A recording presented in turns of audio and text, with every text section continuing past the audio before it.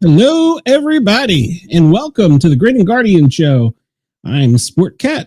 We have a great show lined up for you tonight. We have a great guest. Nothing real new to report this week. We're making some changes backstage, you might see, so let us know if you notice anything or if you've got ideas for improvement.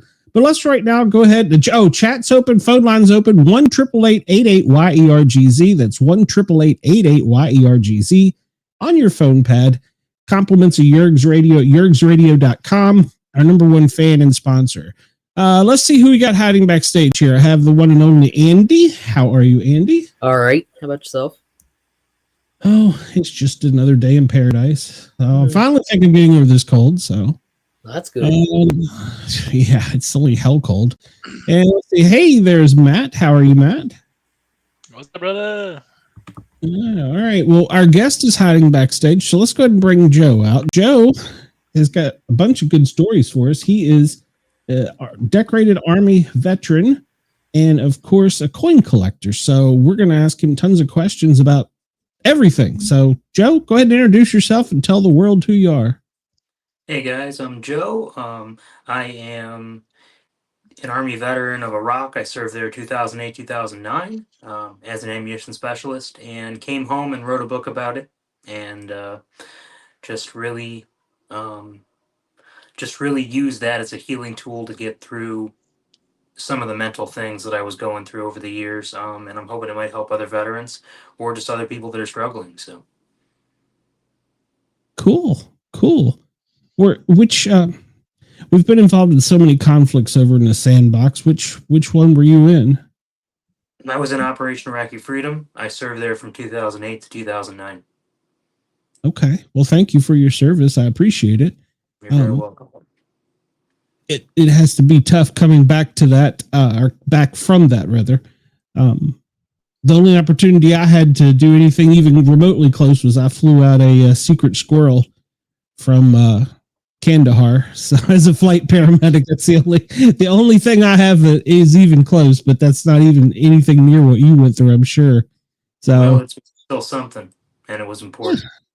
It was. The secret squirrel appreciate. Well, I think he did. Did you have any coins from your unit or anything while you were over there, or? I have some coins from the 77th Sustainment Brigade. I actually gave my coins from Iraq. I gave them away to kids in the airport, and I've regretted it ever since. But I've become an avid collector since then, and I've amassed a pretty good, a pretty good amount of coins, and I do have some to show off today. So. Cool. Well, welcome to our world. Because we have collected, we have given away. In fact, I don't know if I even talked about this last week. Did we talk about this, Matt? We've got our coin in for the show. I think we did. Yeah, we talked about it. I don't think we had a physical copy of it, though. Yeah, that was it. Yeah, because we even got for the show. I should probably do a better job, but yeah, the eyes glow. That's nice. Yeah, you can thank Matt for that. He is my hero. He is my AI hero. He come up with a lot of it, and we are at a patch too. So, and like great. We like to give them away, and we're gonna have some contests and stuff. And then we came up with he has a little patch for us. Yeah. I don't know if you just want to jump right into my coins or not, but I got one from the Oasis Chapel of Peace at Talil Air Base, Iraq. This is one that actually I kept. And it says, "To the glory of God," and it has a picture of Abraham's home at Ur. So I was near the ziggurat of Ur in Iraq, and that's, if I can figure out the camera, there we go. That's what it looks like on the front there. Well, that's nice.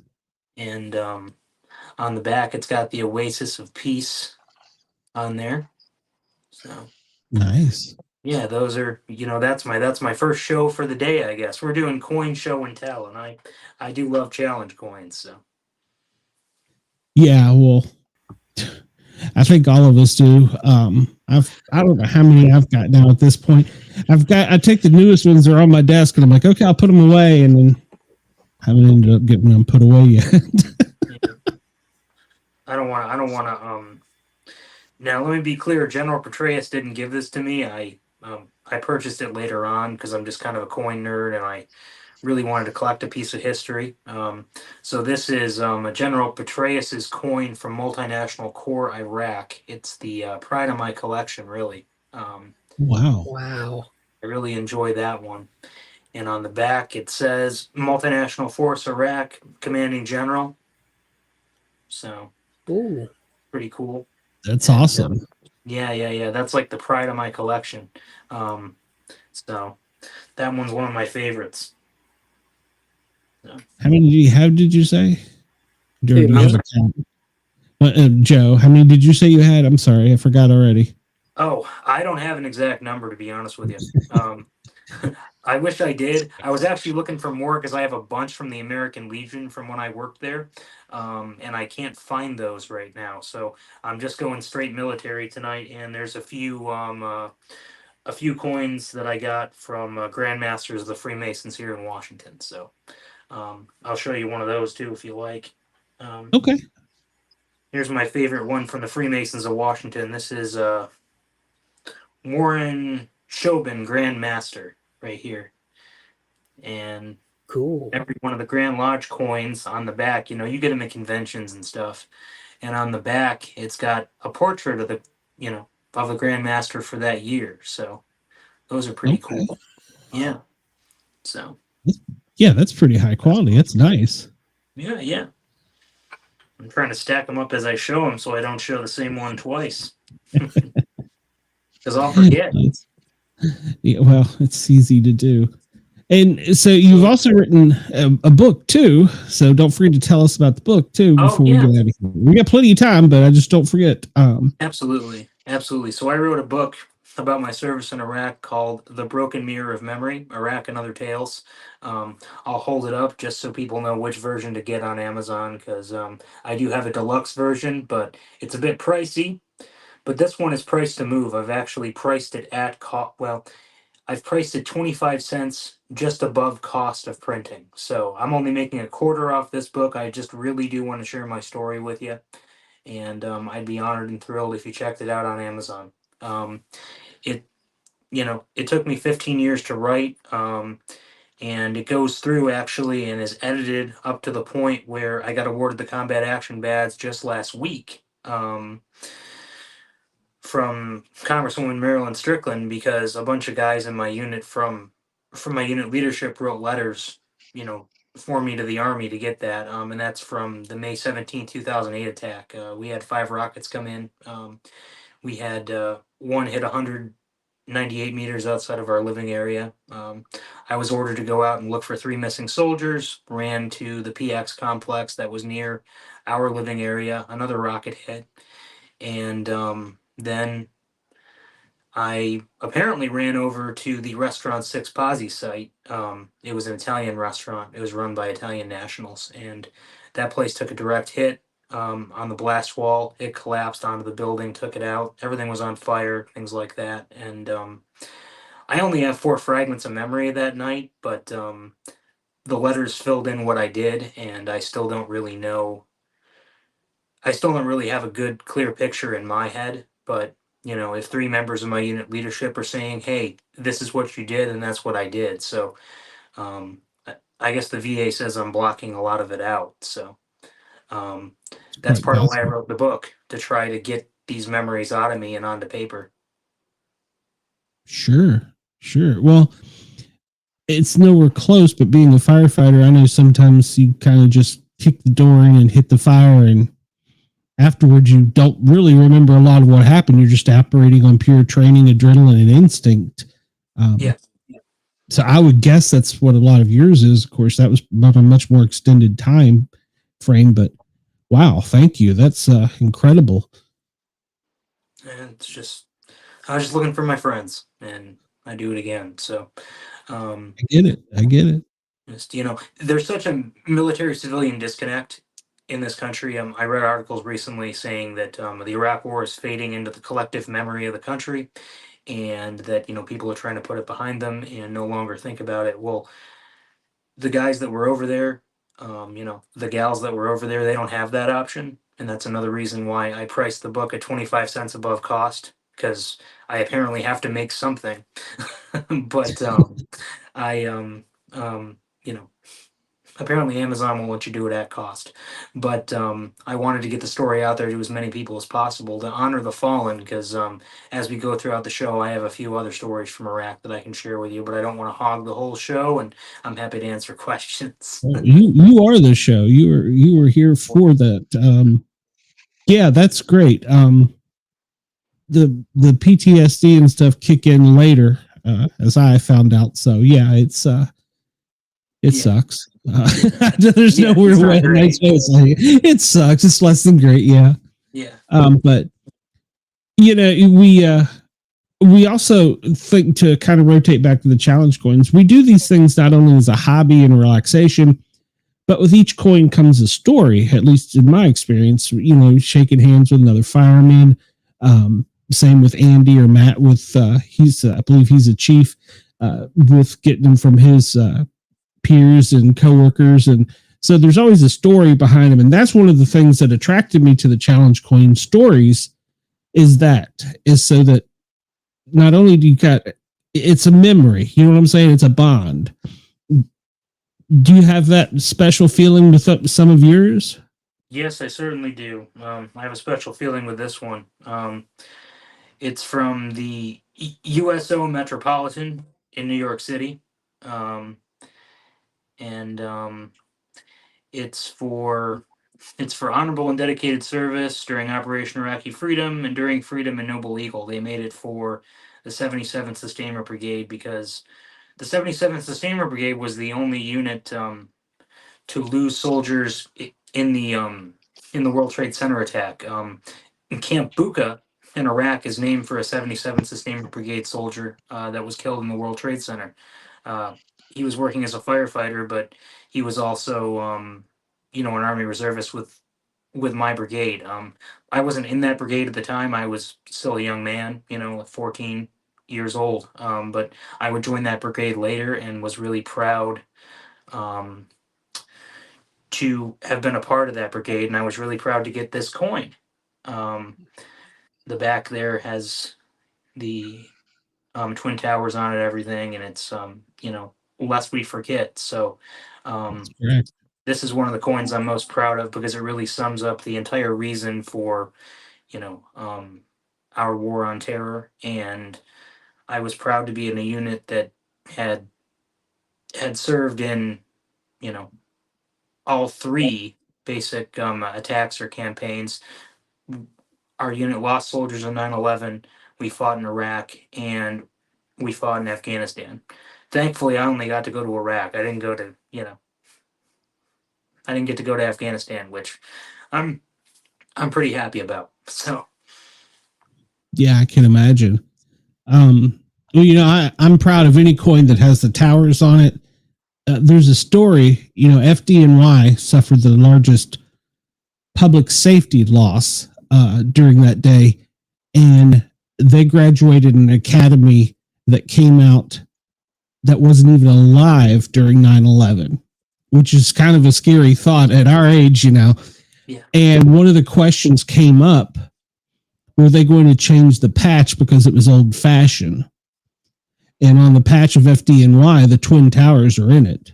And it was absolutely voted down by everybody. No, that would be a sign that the terrorists have won.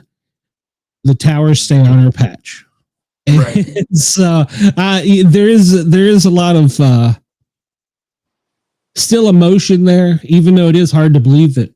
I mean, there's a whole generation that's grown up that it's in their history book, So yeah, it sucks getting old. Yeah, it's really something, now that it's been, God, it's been 24 years, hasn't it? Jeez. Yeah. There are people that can buy beer that don't remember it, and that's kind of scary. But I hope our country doesn't have to go through anything like that ever again. I really do. But yeah, I got some other cool coins to show you whenever you're ready. I've collected a few more. Yeah, I got this one from the 77th Regional Readiness Command, Liberty Warriors, and this is a Command Sergeant Major coin. So I'll flip it around for you here. You can take a look at that. That's the Command Sergeant Major's coin of the 77th. So, you know, a little known fact about the 77th, they're actually the battalion from the movie, the Lost Battalion. They were 77th soldiers. So, Oh, okay. yeah. So that's why I'm really proud of the Statue of Liberty patch.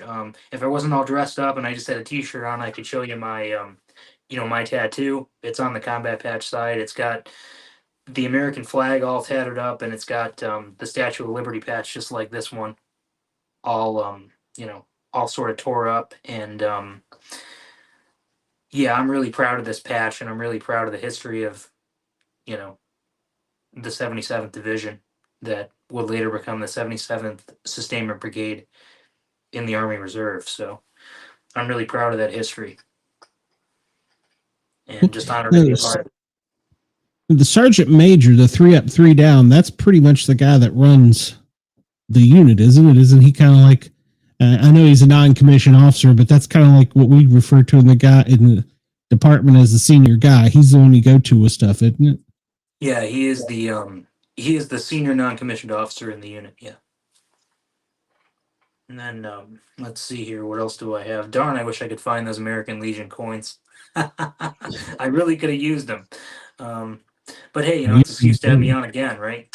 Absolutely. This is from the commanding general of the 77th. And I bought this one offline later just to try to collect a little piece of unit history. And on the back, you can see it's got 2 stars and a flag for the, you know, for the 2-star general there. And you know, I can't say that this one's my favorite because I didn't receive it personally, but yeah. So, yep. And I got one more 7. I'm sorry, please go ahead. I was going to say there's still the attachment to it because you're a part of it, you know. So yeah. And I got one last 77th coin to show you, and then y'all can question me at length. Don't make Matt pull out his coins now. It's the 77th Sustainment Brigade for Excellence. This is from the 354th Transportation Battalion. So, you know, they're part of the brigade. And it's from the commander and command sergeant major. So I kind of like this one because it's got a circle, so you can kind of stick your finger through it a little bit. That's kind of neat. In the back, yeah. So that's pretty neat. That. I'm just glad to meet other challenge coin aficionados because yeah, I have quite the little collection here that I hope doesn't collapse on me as I stack them up. If you get buried under coins, we'll send help. Yeah, please do. You may want to just send help anyway, but I'm with you there. Yeah. So, Matt, you got any questions? I know you're quiet over there. You were out last week, so I'm just going to pick. Yeah, I was. You're fine. I was out last week. So yeah, I'm a U.S. Navy chief. I'm over here in NAS Fallon. Mentioned you were in Operation Record Freedom. I was there with you. Well, not with you, but I was on a boat floating on the Mediterranean on the USS LaSalle. We were the command board ship deploying troops in there. So I definitely appreciate your service and know how you're feeling. So I appreciate yours. It definitely tells her when we go back that far. I was like, 2000 what? Yeah, 2008. Yeah, 2008 was a long time ago, but 2003 was when I reported my ship, and of course, you know, 2002 is when it happened. So, or 2001 when the towers fell. So we were out there, so I feel you. I'm about to retire myself, if Glenn has mentioned it. So I'm about to probably feel the other side of the fence here, you know, when people start to forget stuff and, you know, see what it's like. So I definitely feel you. Yeah, I was proud to do my time, and honestly, I was happy to get out. I was tired after the tour. I really, you know, I was tired, so it was time to get out, and it was time to do other things, you know, like write the book. It was time to write the book. So I was so proud to be with the 77th. I was so proud to go that I just felt like I had to write something down about it, and it took me a good long time, and yeah, so yeah, I appreciate your service as well. You're welcome. Yep. We'll Yeah. go ahead, Glenn. Well, I was just going to say, yeah, thank you, man. I didn't even know that. So, Yeah, well, when you start getting deep and stuff, find a lot of stuff. So I served on 5 ships, 4 shore duties. I've been pretty much all over the world. So yeah, I guess that's why I feel you. I had friends actually who were stationed over in Iraq and Afghanistan. I had a cousin actually who died over in Afghanistan due to he got shot when they were busting down doors. So yeah, like I said, I feel you. Yeah, It's definitely a rough tour, and those guys talk about how hard it is to cope with a lot of those things going on. They're definitely a different world for sure. I don't know about yeah. those camel spiders though. You ever seen them? You ever seen them camel spiders, Glenn? Oh, no, I haven't. No. You I should Google have. that thing. Check Ugh. it out. He has, yeah. Yeah, Camel throw a picture. spiders. Yeah, man, those things If I are. saw one of those, if I saw one of those things running down the floor, I don't know what I would do. I'll tell you what. They just It they is just something. they just want to be your friends. They just really want to be friends with you. They just they're like little dogs. They just want Yeah. to be your friends and cuddle up with you. Do they bite? Oh yeah, they bite. Yeah, they bite. They bite. I just had a buddy. He was deployed out there, and he was in a tent. He was not in a building. He was in a tent, and he would tell me stories of things like crawling around, and okay. It's not time to go on camping, that's for sure. But yeah, a lot of it's different. Not for everybody. So, Wow. It'd yeah. take a whole 226 Joe, round to eliminate one. Yeah, right. Yeah, Joe, you need a rack over there. Those coins you got. You got a coin rack? Yeah. I had a coin rack at one point, and my collection got too big for it, so I kind of put it in storage and just ended up laying them out on the top of my bookshelf.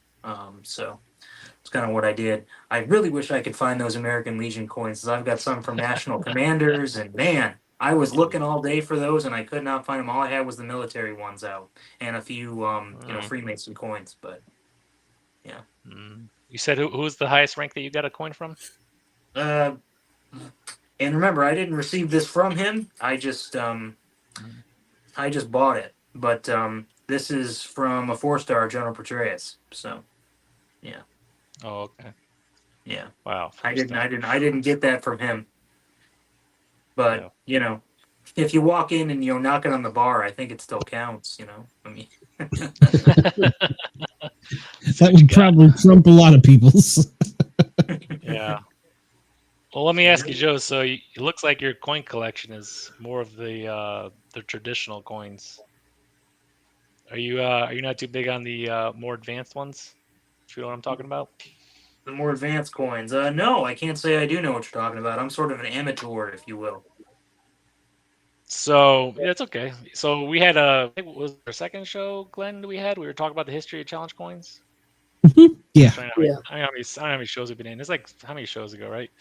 We were just talking about how a they come dozen from now. from like the traditional from like in the 50s to like just the traditional round coins to now they got like, oh gosh, what is it, like hat boxes and Halo Master Chief helmets and baby Oh, Yodas holding mugs, those kinds of things. So it's not really traditional. We had an episode we were talking about, like Glenn was saying, each coin has it has a memory, holds a meaning to it, right? When you give it to somebody. So that's why I was asking if you had like anything, if you saw, if you had collected any more of the advanced ones they have out there. oh no, I don't have any with any really, really neat, shapes to them, anything like that.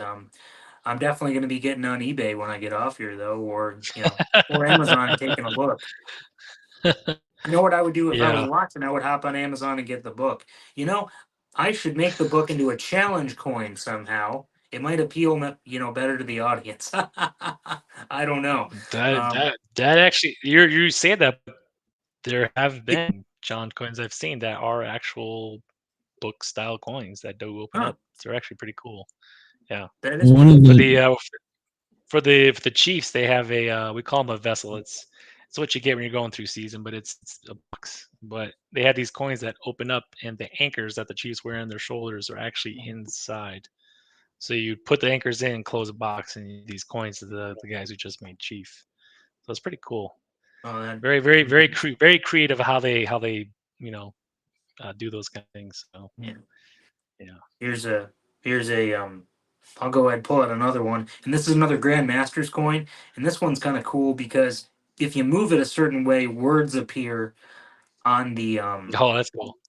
on the I love those on the coins. on the front of it itself here, and That's I cool. can't quite make them out, but one of my friends came over, held it at an angle, and said, "Oh yeah, it says this," and then I forgot. No, I actually got this from the Grandmaster when I was at a conference, and Oh, that is cool. Wow, there's that's awesome. his picture on the back. He's a really nice guy, and he's actually read the book. So, yeah, I see him all the time over at a Scottish Rite meeting. So, he's a really great guy. And Yeah, that's cool. Wow. and yeah, and this one. where you located, Joe? I'm Where do you sorry? live? Where do you live? I live in Olympia, Washington. Okay, all right. You said Scottish, right? That's the name of a hospital here, and I was like, Oh, could it be Yeah. in Atlanta? So, sorry. Close? Go ahead. Carry Yeah. on. yeah.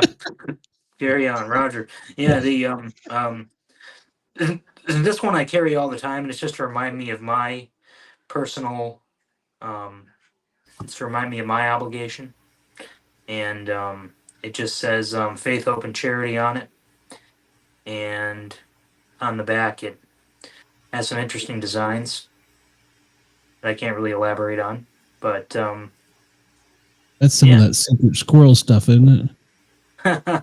it's yep, it's definitely yep. I got this one at the Grand Lodge Communication of the state of Washington when I went as a representative of my lodge. So that was a lot of fun. So yeah. Cool.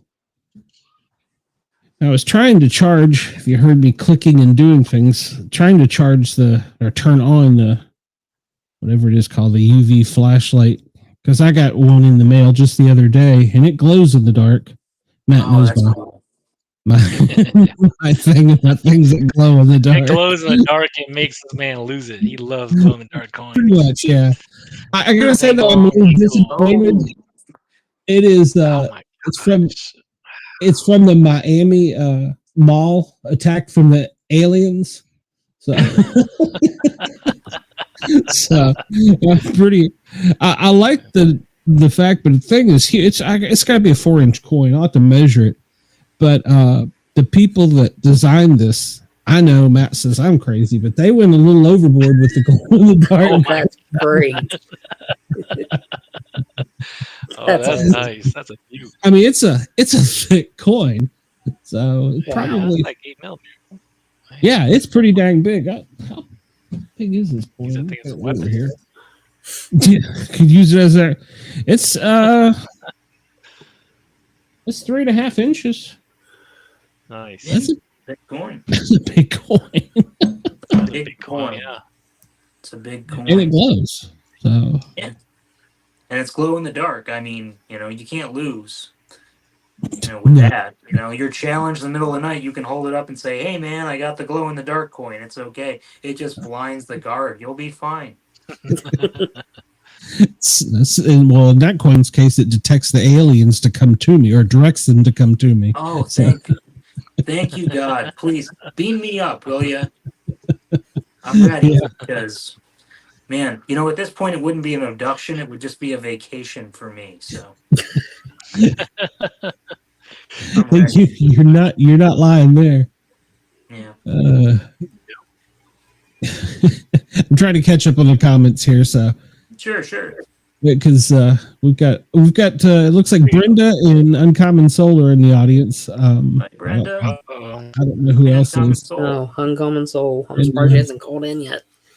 Well, she will. She's got the secret number. I'm gonna let her call in the secret number. So do what? Now that Matt's back on the show. She go. Oh, thanks. She has. You're welcome. She has missed that. So tell us a little bit more about your book and everything.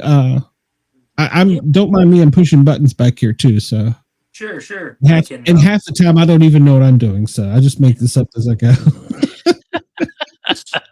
So the book basically goes through, where I was on 9/11, and where I started my journey. And I'm just flipping through. Hold on a second. I'm going to have to interrupt you. Sure. Hello, caller. You are on the air. Hi, I've been watching your show, and I have been so interested in these challenge toys, and your guest is so amazing, Sportcat. He is. You do so amazing. I'll get your guest. Oh my! Can I say hi to him? You are on the air and live. You can say hello to any of them. Andy, Matt, Joe, any of them. Hi, Sir Joe. Thank you for your service, sir. Thank you so much. I you need to tell Joe who this is. By the way, I know who this is. Apologies, sir. This is Uncommon Soul. Oh yes, Uncommon Soul. Thank you for your service, and also happy happy early retirement to Matt. Well, thank you. If we can find out his birthday, I'll actually have you call him and sing him happy birthday. So Too late, it's already passed. Oh darn it! It won't be Andy then. So. It's already passed. So did you have a question for Andy or Joe or Matt or anybody? I know you. Do I have a question for any of them? No, unfortunately I don't. I just had a call real quick. I can say, tell your guest thank you for your service, and thanks for letting me be on your show, Sportcat. Talk to you later, honey. Bye. Bye. Thank you. Oh man, never gets old. You never, that is one of the perks of live calls or live shows. So you just never know. I forgot to ask her what galaxy she was in tonight. So, but maybe she could tell us in the chat. So, Joe, go ahead with your story, please. I'm sorry. Yeah. So no, I'm thrilled to hear from Uncommon Soul. I really hope she checks out the book. It's I'd be thrilled to have the book in a different galaxy. Honestly, I really would. Then it goes into basic training, and sort of the journey through your basic training. And it goes to our mobilization site, my work at the Visitor Control Center, working with Iraqi nationals, sort of, well, for lack of a better term, escorting them around, and guarding them as they worked on our base. Just a few poems and sort of short little things that I wrote while I was in Iraq called the Camp Badder Diaries. I talk about Red River 44, and I don't want to bring down folks, but that was a helicopter crash, and I write about it extensively in the book. There were 7 soldiers on board, and we went to their dignified transfer ceremony, so that made a huge impact on me. It goes into the first attack on our base while we were there in early March. 3 soldiers from 7th Sustainment got killed by a rocket attack, and that weighed pretty heavily on us. Being our first week in country and everything. So, series of poems in there, and then I go into a section called Maggie, which is about my mother. She passed when I was 10, and it's just kind of her story and my story after the war, sort of intertwined together, if you will. And there's a lot of good pictures in there from Iraq. And if you do get the deluxe edition, every single chapter and poem is individually illustrated. Like I said, you can get this one at Bargain Basement right now. It is 25 cents above cost. I'm just doing an experiment here, so feel free to check it out. All right. And for our listening audience, make sure to describe which one it is. It wasn't the deluxe, it was the paperback. Yeah. It's the paperback. It's got an American flag on the front. It just says "The Broken Mirror of Memory: Iraq and Other Tales." Okay. I like the cover art on that. So I was trying to think of what I was going to do for the cover art for a show. And then I was like, wait a minute, Broken Mirrors. And I don't know if you noticed the cover art for the show, but that was what it was. So Nice. Yeah. Broken mirrors. What do you know, right? yeah. Yeah, I mean, there's a lot of intensity in the book, and I don't like to bring down people's moods. Not that it necessarily would, but there's a lot of intensity because it is about Iraq and about serving in a combat zone. So folks just have to pick up the book and check it out. Because I've told the entire story on shows before, and I feel like it's a bit too much. I feel like folks should just go out and check out the book and see what the story is. Well, we do know in the final chapters you come home safely and you're here to be with us. So that's the best part. Yes, and that is the best part. I am thankfully and unfortunately one of the lucky ones. So I get it. Well, that's awesome. We're trying to do this show so that we have a little bit of everybody in public safety, police, EMS, fire, military, so that we could hear, because a lot of people don't hear these stories and then they don't understand what really goes on in things. I mean, people don't understand what happens going on in burning buildings. I don't know what goes on military ships or coming off a helicopter or, things like that and fighting. So I think that the shows like this are important. Not only, like I said, we like to emphasize the good stuff where we trade the coins and we BS and cut up and stuff, but we want to humanize all of public safety and all of the military, because there was a portion of our history recently that was trying to dehumanize all of that. So we want people to know, there's somebody behind these uniforms, and that, we sometimes do stupid things. We're humans, but all in all, we're just like you. So, you know what I'm saying?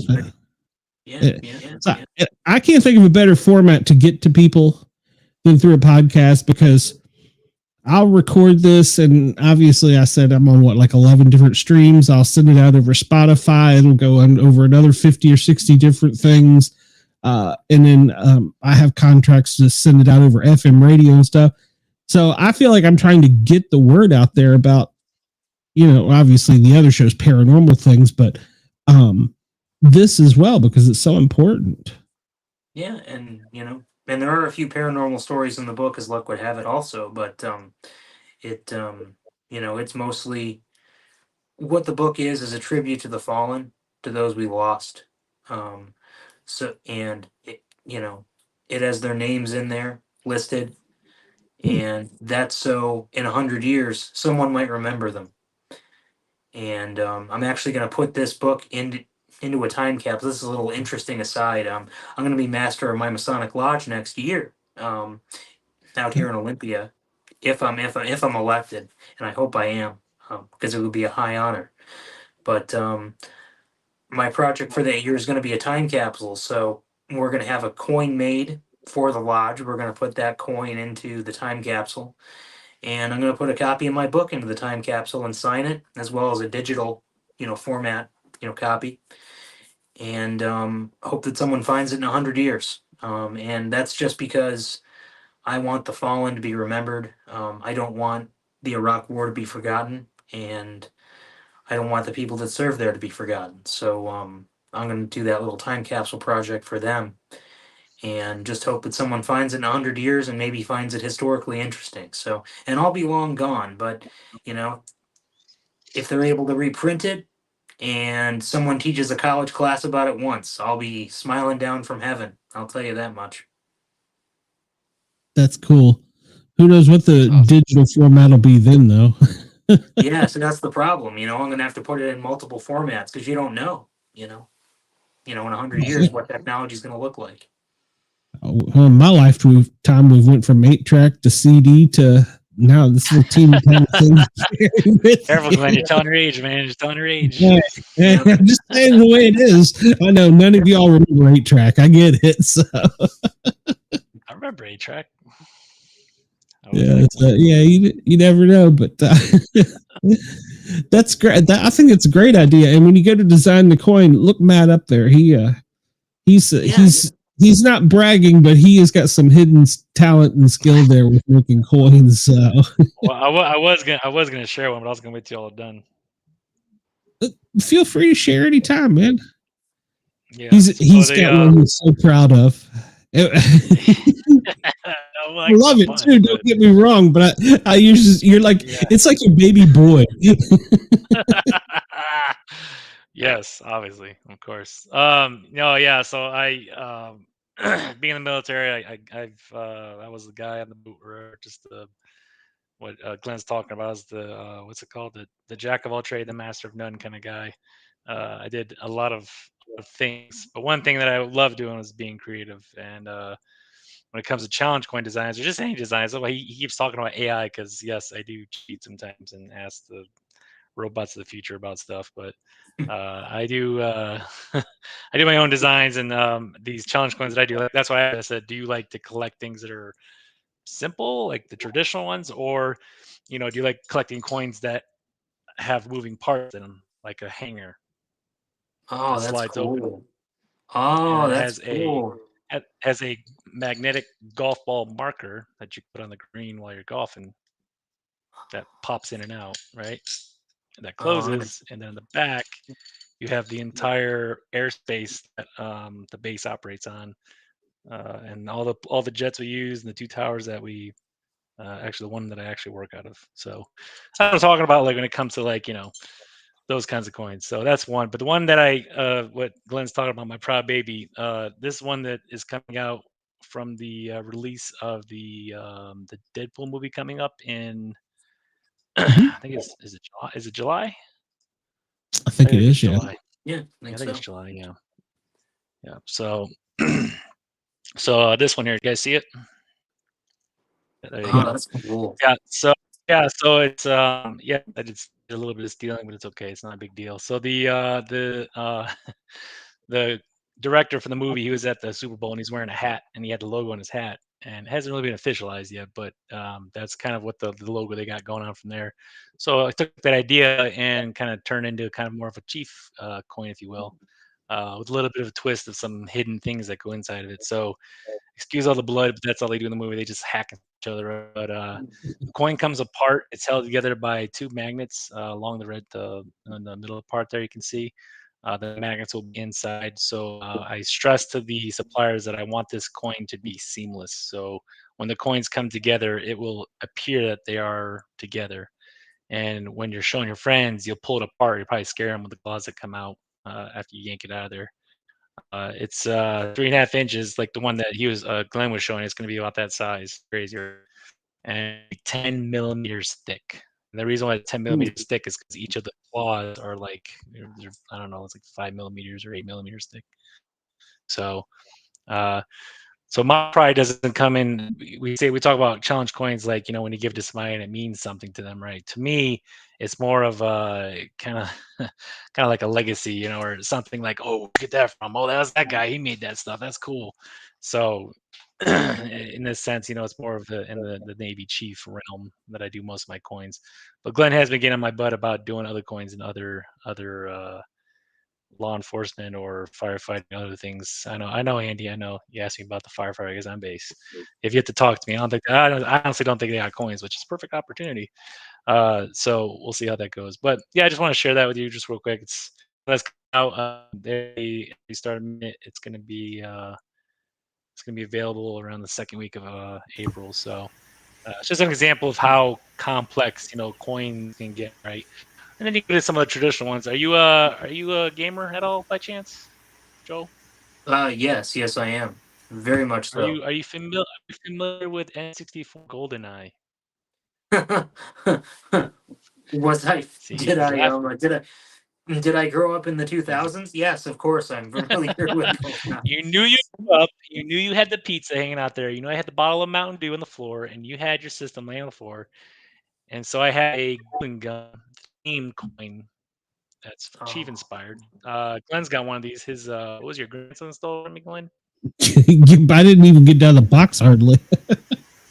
Exactly. Yeah. So yeah, it's a golden gun from the game GoldenEye, right? oh, that's But it's awesome. got a couple chief anchors on it. But and then you can see the writing on here. Oh, there you go. It's one shot, victory. Because in the game it's one shot, one kill, right?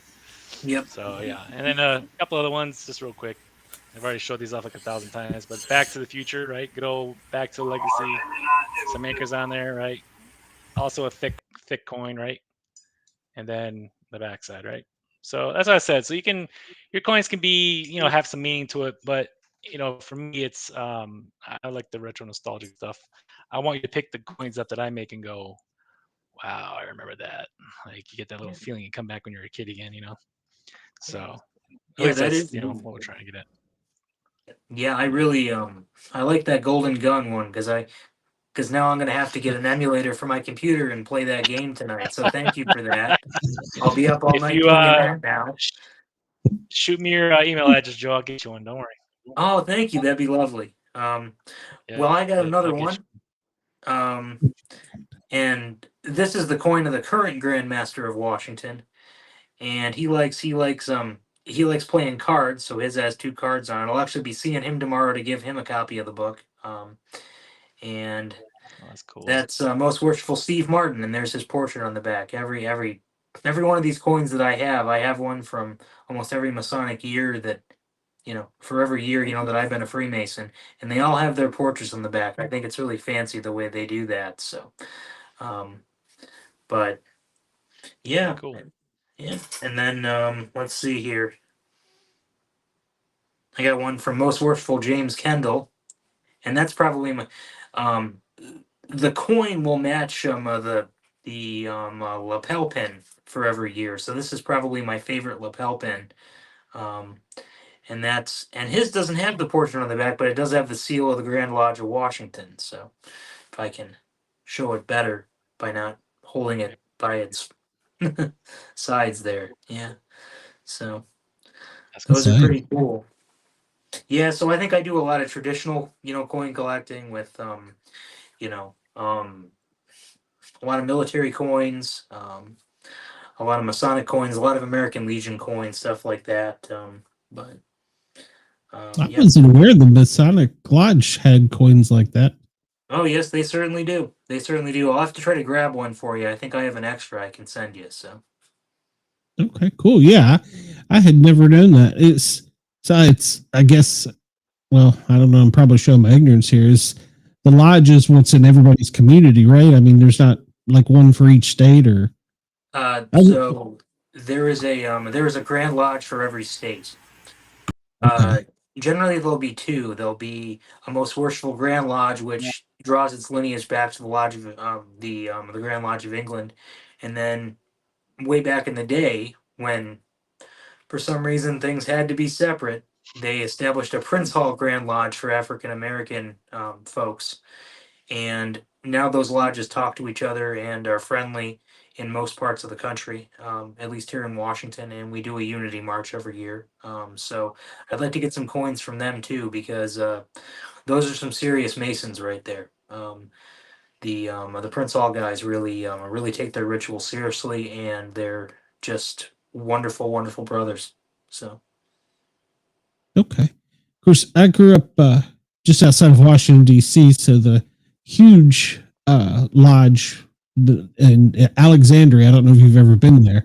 I have. That's the only one that I guess is that headquarters, or is that just their local one since it's in Washington? That's just their local one. Oh, wow. Okay. All Yeah. right. It's Yeah, huge. Have you been in that one? Yeah, there's no central headquarters. It's basically 50 different Grand Lodges, and then in England there's the Grand Lodge of England, but there's also the Grand Lodge of Scotland. So now we all trace our lineage back to the Grand Lodge of England, but we don't you know we don't all report to one central authority. Okay. Okay, but you can go to visit any of them, I guess, can't you? Yes. Okay. Well, that's cool. Yeah, I'd love to go inside the one in Alexandria, Virginia. I'm sure you can. I say that. I'm sure you probably can. I've never been in it. It's a beautiful building. So I can guarantee you can book a tour. Wow. yeah. Have you ever seen it, Matt? It is huge. So yeah, it's picture the White House with the Washington Monument on top of it. I mean, that's pretty much the design of it. It's very tall. Yeah. Yeah. That's why I always thought, just growing up there, I thought that was like your headquarters or something. So. Nope. Unfortunately, sadly, contrary to popular belief, there is no central headquarters. So. If there is a secret handshake and y'all can do the things where you go into movies and find hidden documents and stuff. So we are not a secret society. We're simply a society with some secrets. I like that. I like that. It's a great logo slogan. That's true. Well, aren't most presidents Masons? Not a majority of them, surprisingly, but I can say from my experience, I haven't met a finer group of men that I can have a sense of camaraderie with than I found in the lodge since I left Iraq. Being a member of the lodge saved my life because it gave me a sense of purpose back. It gave me, a group of supportive brothers back. And really what it is just, it's good men making other men better is really what it's all about. It's really all about self-improvement. And it's really been my honor to be a part of it. I'm actually going down to our district conference tomorrow, and I'm really excited for that, just to, see the brothers and have some barbecue and hang out. So it's going to be a great time. And the lodge has sort of become my purpose after getting out of the Army. So, although it took me a while to find it. Yeah. Sometimes things come to you when you wait. So I know here in Atlanta, they do a lot with the Children's Hospital, and they're much appreciated. So yeah, I'm a Shriner myself, and I'm applying to be on the board of governors for the Portland Shriners Hospital. So really excited to get to try to contribute to that cause. That's going to be fantastic. If I am lucky enough to be selected. But it's pretty rigorous, obviously, because you're, on the board of a children's hospital. So, they're not just, taking any Joe Schmo. So I might be out of luck because my name is Joe. So they'll say, "Hey, Joe Schmo, get out of here. What are you doing?" I'll say, "Okay, I'm sorry." So somehow I doubt that.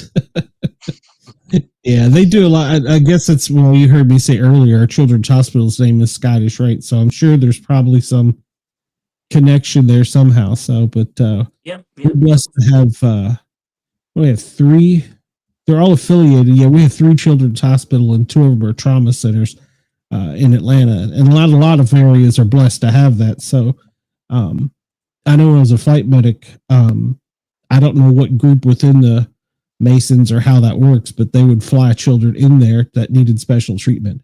And we would go. There's the Shriners. Yeah. So yeah, we did that quite a bit. And I think, I'm not sure, but I think our company, the board of directors or something, were probably also affiliated. And so I think they helped pitch in too. So Yeah. It's basically transport is at no cost to the families.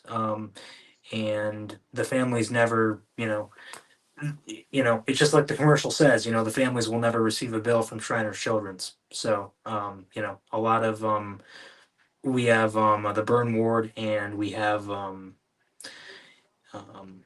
specialized, very, very specialized orthopedics for, folks that, I don't want to use the word deform, it's just some, physical issues that need to be taken care of. Sure. Yeah. Oh, I'm with you. And something I never realized, each children's hospital, we won't say each, but a lot of the children's hospital have their unique specialties. Like I think the one in Cincinnati is kidneys, and one in Boston is heart. I may have it backwards, but they all have a specialty. Here in Atlanta, being a trauma center, a burn center, I don't remember what they're special. I think they might be neuro here. But yeah, it's really unique, and a lot of people don't get the inner workings of how some of that works. And so it's really cool that even though they're not affiliated, they're still all work together. So we would transfer from Boston to Cincinnati to Baltimore to back here to Atlanta all the time. That was nothing unusual for us. Yeah, and it's just a great organization to be a part of, and I'm just going to keep getting more involved until they make me stop. So, well, I think the only way to stop is keep growing and learning. So, yeah, that really is. I say something like that in the book. I think I say at the end, I can't really write a good ending for this book because I'm still alive, but I figure as long as you're learning, you're still growing as a person if you're doing it right. I think you're living right if you're still learning new stuff. And I've learned so much from, doing so many shows and podcasts over the past year since since the book came out. I remember being nervous the first time, but now I'm getting a little bit better at my on-air personality. So, nothing to be afraid of. Indy's the only one that screams at us. So, hey, and we do have a straggler coming in here. We have Mr. Corey. Hey, Corey, what's up, man? Hey, Corey. Corey is a law enforcement official located out in the Midwest, and he brings in the bad guys and puts them in the jail. So that's his job. So I didn't do it, Corey. It wasn't me. I surrender. Yeah. Don't forget his badass coins that he's stealing too. Oh yeah, that's right. All right. Well, I'll tell you what we're going to do. We're going to take a quick, if I can find the right button, commercial. So you guys aren't used to this, but I'm doing this. I'm pimping this now.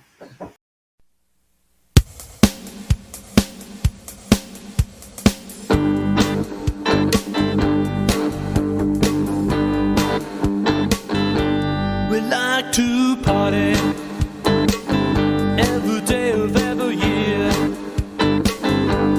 Since I was 15 and still wet behind the ears.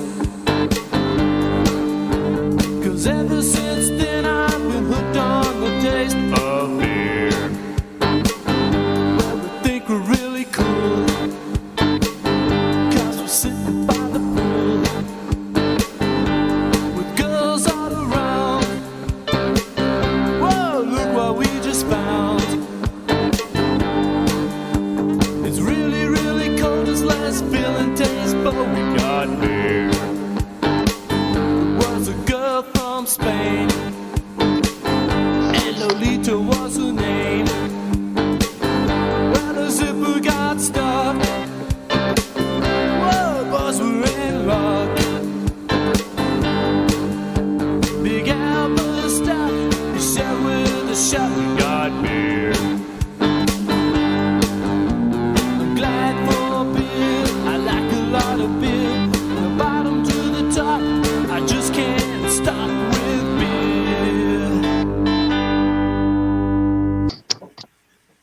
Okay, that's enough of that. I hit the wrong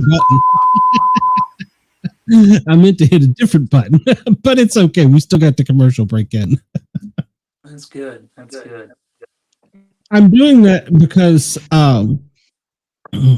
Corey wasn't here for this earlier, but in case I decide to take this show national for episodes, since we had you on it, I thought it would be a perfect time to. So, Oh wow, that would be outstanding. It would be a really great thing for me. I just really do hope that people go out and do check out the book. And like I said, it is at cost right now. It's on a fire sale. It's The Broken Mirror of Memory, A Rack and Other Tales, and it really is a soldier's story of redemption after coming home pretty messed up. It just kind of goes through what I went through and how I turned my life around from drinking and from drugging. So I hope it can help some other veteran out there who's right on that edge of joining the 22 to say, hey man, there's something worth living for, and you got to put your boots on. it's true. It's true.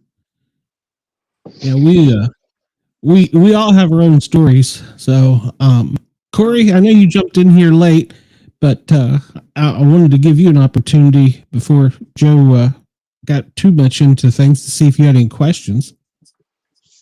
Of course, you could show him your cool coin too. Oh, boy. Hell yeah, show the coin. Oh, I got this. It's a Montana shaped coin. It's, I created it. It's a fundraising coin for a benevolent fund. One mission, one team, one goal. The skull and the 406 actually glow in the dark. And that's the outline of our region there. So, yeah, selling these for $24 a piece. And then my first coin, it kind of went over like hotcakes. And I actually reached out to my officers again and asked if they wanted to give up any of their coins that they bought and donate them back to the pile to sell them, because a lot of people have been asking for them. It's the back, the wolf. It's the wolf coin, and the back says, "You are the wolf that you feed," and it's got 2 blue eyes and 1 red eye. So a lot of people like that saying and that logo, and those are selling pretty well too. And then our third coin that we came up with is the buffalo skull, and of course it's always one team, one mission, one goal. It's got our badge number on it, and then these ones are serial numbered. I only got 250 of these made that have a serial number on them, and then I got another 50 made specifically for the officers that if they wanted their badge number on it or their favorite number or something like that. So these sold out fairly quickly as well. So all the money's raised is going to a benevolent fund. We actually have an officer that is struggling with stage 4. And Montana gave up on him, and we're flying him out to the Mayo Clinic in Rochester for his chemo treatments. So all the money raised from these coins goes straight to the benevolent fund to help him and any other officer that is struggling with medical issues, or maybe they got a family member or stuff like that. We'll buy meals for them, or cards, or flowers, whatever, just to give them kind of a sense of security and knowing that there's people out there that are thinking of them.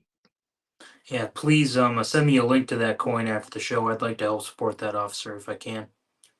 That'd be awesome. I appreciate it, sir. Thank you. Yeah, we can all get you all hooked up, and we're all friends on Facebook too. So, but I think me and Joe are friends. We're friends on Facebook. So yeah, Yes, you can sir. find me on Facebook too. So, yeah.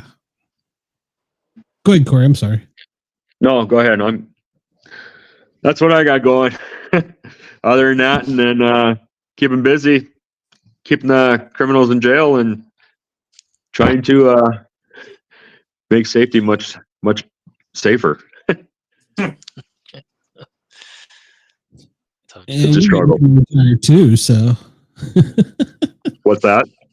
said you're getting ready to retire too. So you're. Oh man. I got 4 years left on a 30, so close, Yeah, but I'm not counting the days yet. I still got a lot of life left in me. We all do. What are you gonna do when you retire, Corey? My wife specifically said no law enforcement, so I don't know. Man. I don't know. I don't know. I like woodworking. I like tinkering around, building knickknacks and shelves and tack racks. I started building tack racks here probably in the last 6 months. So I've been selling a few of them. It's those 3 feet long and 20 inches wide to hang your tactical vests on and your like duty belt or whatever, all your tack gear, stuff like that. A lot of people are buying those up, and out of that, that's steel bar and stuff like that you can buy off Hobby Lobby and stuff like that. So I'm tinkering around with them right now and selling a few of them. Nice. Yeah, there's a lot of things to do in retirement. You could buy a banjo. Heck, I got 5 of them. I can send you one. Yeah. My biggest fear, and coming from the law enforcement perspective of things, My biggest fear is I'm going to die within the first year. That is my fear, and it's statistical proven that you're living on adrenaline for how many years, and all of a sudden there's one day you just get up and you're retired, and what do you got to do? And it's that dump, and I just got to keep myself busy because I don't want to be that statistic. You know what I mean? Yeah. That's funny. I didn't know it was a year for officers. It's 5 years for fire EMS. So within the first year, yeah. And I know a few of them. And it. Yeah, one of my captains. Yeah, he was young. Within 5 years. Like, holy crap! Yeah. That's Well, there's a high loss rate in the military too. You know, with a lot of suicides. So, and a lot of guys from Iraq and Afghanistan coming down with cancers and stuff like that. So it is kind of scary. I'm kind of excited to see what kind I get, from the burn pits. I can't wait to find out what it is. It's exciting, kind of. Roll the dice, right? Yeah, exactly. Yeah, no, I get it. It's a crapshoot. That's one thing I never understood. They either rolled it off into the ocean or burned it. I just didn't get it. I don't know why we didn't just bury it in the desert. Or we could have just left it over there for them. Either way. Just bury it in the desert. Don't burn it. Why would you burn? I don't know. Sometimes you question everything with our government. So, yeah. Joe, what other stories have you got for us? I know you've probably got another coin or two hiding back there. Oh yes, I have 2 coins hiding back here, and what I'll do is I'll give you a quick preview of the book. Just read a short poem. This is about attending the dignified transfer ceremony for those soldiers that were killed in the CH-47 crash called Red River 44. And they made the biggest impact on me because we actually were there to make sure that they went home with dignity. And you realize that, it could have been you in that box. Sometimes you felt like it should have been you in that box because, you were in just as much risk as they were, and you just didn't understand why you survived and they didn't. So this is called Stuck in These Boots. I can't just put those men away in boxes. Sand whips by us and it feels like a cold night. It must be 65 degrees. We stand erect, at perfect attention. Our shadows are carried in boxes. They are men we might not have liked in life. We don't even know their names at present. But there we stand, our bodies aching from holding that same hand salute. The flag draped coffins, red, white, and blue. The chaplain offers prayer. How in the bleep did we get here? I feel stuck in that box, and I feel stuck in my boots, and I want out. That should be me in that box, and I know it. I can never live it down. I can't move. So I'll just stand here saluting on this tarmac in the middle of the night for the rest of my life. And there are moments in life where you get stuck, and that was one of them. That's pretty powerful. Yeah. It's good stuff. Yeah, and that's just one of the poems in the book that just happens to be my favorite one. Well, it's a very good one. Did you write the poetry? I did, yes. Okay. Very good work. Joe, do us a favor. Put the book up the screen again so Corey can see it. Sure. The book. There you go. Here we Yeah, that's he's talking earlier. And Joe, once again, for the listening audience, describe it because they may not understand what you were saying earlier. Yeah, it is. It's a book called The Broken Mirror of Memory, and it's available on Amazon. You can search Joseph Soel, Soel, on Amazon, and it'll pop right up. It's got an American flag background with a soldier standing in front of it. The Broken Mirror of Memory on Amazon, and right now it's priced at cost. So I'm not even making any money on this book, folks. I just want to share my story with you. That's really the truth. It's priced at cost, and I really just want to get the story out there so guys in my unit can be honored, so that the fallen soldiers can be honored, so that what my generation of warriors went through in Iraq and Afghanistan can be remembered, and so that nobody's forgotten. Because when soldiers feel forgotten, that's when they join the 22. And I want to prevent that as much as I can. Absolutely. Absolutely. So, if you don't mind sharing, when you came home, what were some of your personal struggles? You kind of hinted there a little bit to it when you said it was alcohol. Yeah, I started drinking on the plane from Fort Sill back to Rochester, New York, where I was going.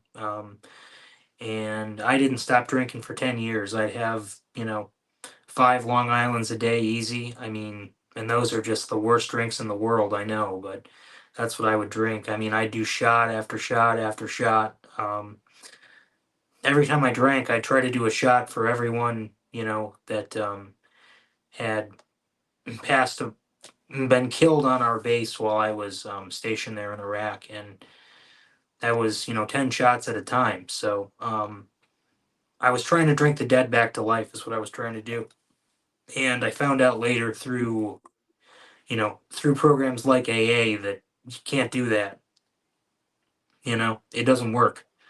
All you end up with is a hangover, and unfortunately, they're still passed on, and there's not much you can do. So I was a mess for 10 years while I was writing the book, honestly. But I had to get it all out of me, and I think I came to a place of peace with it. Actually, just this last week, although I had stopped drinking. I came to a place of peace with it when they finally awarded me the Combat Action Badge after a 15-year fight with the Army. And I was really proud to get that from our Congresswoman, Marilyn Strickland. And that really, that really meant a lot to me. So that was from the attack on May 17th, 2008. So that meant a great deal to me. And it sort of closed the chapter. It sort of closed the Iraq chapter of my life, and now I can move on and be something else. If that makes any sense. No, it does. And you've got a lot left to do. Yeah. So you got how old are you, by the way? I am 36. Okay. Oh, you've got a long time to go. So I hope so. you'll be president one day when I'm in the nursing home. So I'd be careful. I could be soon if I listen to my kids. So. Well, if I do get elected, you can come to the inauguration in your wheelchair if you want. So. Got him. Oh, my daughter at the table the other night, she goes, just out of clear and blue, she goes, the men die first, Dad, and kind of gave me a strange look. I'm like, whoa, what's going on here? A little morbid. Yeah, exactly. Like, you wanting a house? What is this? So, yeah. The kids, if something doesn't get you, the kids will get you. That reminds me of the Samaritan. Yeah. So what other coins have you got? Oh, let's see here. I've got one from the 3rd Sustainment Command Expeditionary. Sustaining the line, that's the overall command that we were with while we were in Iraq. And Ooh, nice. Yeah, I had purchased this later just because I wanted to own a piece of the unit there. There were some guys in my unit that actually got this coin while they were in Iraq. I was not one of them. I want to make that clear.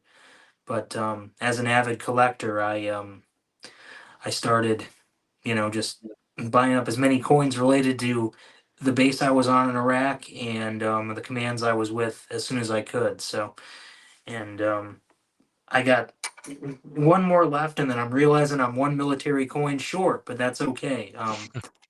And it's so big, you would think it would be around here somewhere, but I can't find it, of course. This one's from the 16th Ordnance Battalion, and this is from my training company in advanced individual training.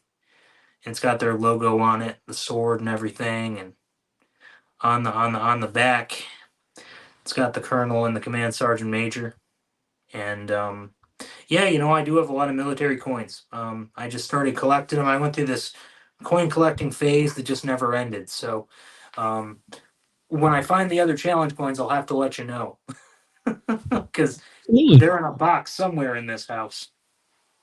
Well, you're going to be welcome back anytime you want. So, don't worry about that. Plus, you're on the paranormal guys coming up in like 3 or 4 weeks, isn't it? So, Oh yeah, yeah. So we'll still get you. no, please do. Well, I showed you the UFO coin I got earlier this week, which I like it. It's just, but Corey, you didn't see it. I'll show it to you real quick. You won't see the glowing part, but it's like 3.5 inches. It's huge. Wow. It's from the Miami alien attack in their mall. That's crazy. That thing's big. I wasn't anticipating it to be that big. I guess I should have read the fine print. And I know last week we had the Coast Guard. Gosh, I can't remember his rank. I think he was a chief on, and I had been looking for his coin, and I found the guy online. It's just the standard Coast Guard up front. It's going to be really hard to see, but on the back, it is the military ID to the only cat or animal that was actually a Coast Guard member. So the history of the cat is that he basically kept the rats off one of the very first ships for the Coast Guard, and so they made an ID and actually had him put into the Coast Guard. So it's kind of a cool story. Being Sportcat, I had to have that, and it drove me. After I talked to the chief last night, I was like, I gotta find that coin, and so I found the guy. He's actually one of my coin groups, and I messaged him like, "Do you still have that coin?" He's like, "I got tons of them." I'm like, "Hey, I know the feeling. Can I buy one?" So yeah, I bought that one. So Matt, you haven't shown the Terminator. Come on, show the Terminator. You got to show it. Oh yeah. Hold on a second. Where's my Terminator? All right, give me 1 second. Let me grab it real quick. Yeah, Joe, here, let me show you. So this one I have. This one just got made. This one's for the base though. It's the movie Pirates of the Caribbean. Mm-hmm. So this one we just got made. And it pops up here. There you go. There we go. Play it. This is our supplier. So it's a spinner. It's kind of running kind of fast, so she's holding it pretty fast. But the skull is from the Skull and Anchor team, the NFE base. The outside is the compass, north, south, east, west, and then they have all the animals: the megalodon, the kraken, the mermaid, and the I can't remember the last one was. But yeah, it's pretty cool. Yeah, one of the guys who designed it on base. We just got those in. Actually, we're getting them in on Monday. So as you can see, yeah, coins are they can become fidget spinners as well. That's so cool. Yeah, we'll be getting all 200 of those on Monday. So yeah, just let me go grab that. I'll grab that Terminator. You guys keep talking. All right. Yeah, the Terminator. That thing is awesome. He'll show it to you in a minute. So, and Corey, I want to tell you, the people that made your barbed wire coin must have been geniuses, because the people that I am having make the one, they broke the mold. Really? I've had so many problems with that company. I was like, you do realize this is the last coin I will have made with you, correct? They broke the mold. It's such an intricate design. It's not really. It's pretty simple. So I sent this one to the major, and he almost fell off his chair. So this is the Terminator coin that I got. Oh, you sent it to the police major. Yeah, essentially, yeah. And he's like, "Well, that thing's huge. It's 11 ounces. It's pretty heavy." So you can see the writing. Hold on a second. So we gotta say it in the Terminator voice, otherwise it's not funny. So come with me if you want to succeed. He's got a couple of the guns on there from the Terminator movie. The 2 guns. It doesn't say Skynet, it says Chief Net.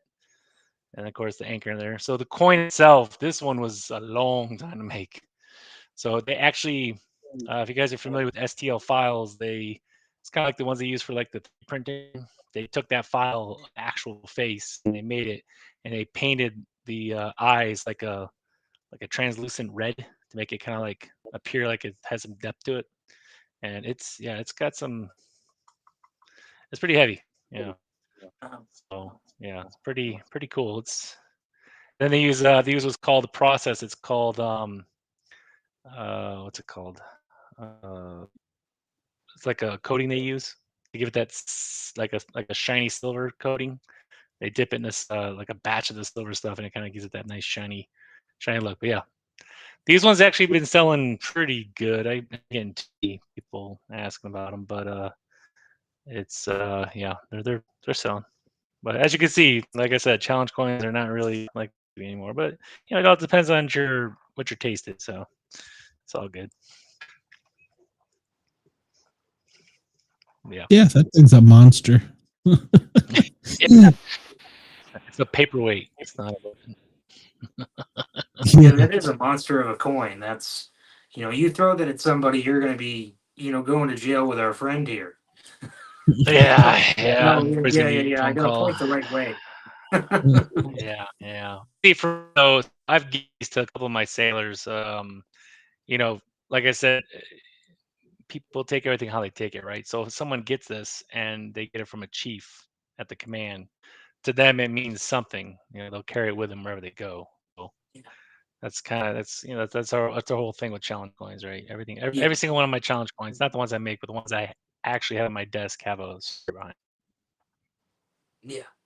They they have a lot of real meaning behind them. They hold a lot of memory to them, and they can embody times in your lives or values or all sorts of wonderful things, both painful and terrible and wonderful and beautiful. And that's why I love challenge coins so much. Yeah. So that's where I was. That's where I was for the first hour of this podcast. I was actually presenting a coin that I designed and for a fallen officer in Montana here. So I presented it to his wife and to the committee for a fundraising coin. So they raised funds. They started a foundation, the Mason Moore Foundation, and they raised funds for officers in need or departments in need throughout the state of Montana. So if a department is struggling to buy radios or PBTs or TAC gear or vests, any type of safety equipment, departments can file grants to get money from the Mason Moore Foundation. So one way that I presented to them is creating a memorial coin for Mason Moore himself and selling it on their website for anyone that wants to purchase one, and all that money will go towards their foundation. So it'll be interesting. Tomorrow, actually, we're going to Mason Moore Foundation Bash. They have a yearly in Bozeman, so we're traveling down there for the fundraiser tomorrow night, and they said they'll talk to me more about it then, but I think it was perceived very well in my presentation tonight, so hopefully they go with it. Cool. Yeah. Cool. Well, during the show, I received permission from Miranda to show our coin. So I shouldn't say our, I should say Matt's. So if you're familiar, Joe, if you're familiar with MMA, Miranda Maverick is currently ranked. She was 15th. She's been through 2 fights. She's either 12th or 14th now in the females flyweight division. She's pretty badass. She's a big fan of our show. She's been on my show a few times. I'm now going to convince her to come over here to this show and spend a night with us. So she wanted a coin. We started with patches, but then after we got her so convinced on the coin, she's like, no, I just want the coin. So I asked her if I could have permission to show what we made. A lot of times people don't like to give up their secrets until they have them out, but she said since it was us, that it'd be okay. Either that or show us like we have a big audience. I'm not sure which. But so this is what we came up with for Miranda. The 3D printed image, she is as her side gig. She is also a psychologist. She has a master's degree in psychology. She has no reason to go fight all the time. She has a full-time job with the Hershey Corporation. But at any rate, she loves to fight. She's very good at it. And she also loves to be in the kitchen, and she makes killer pickles.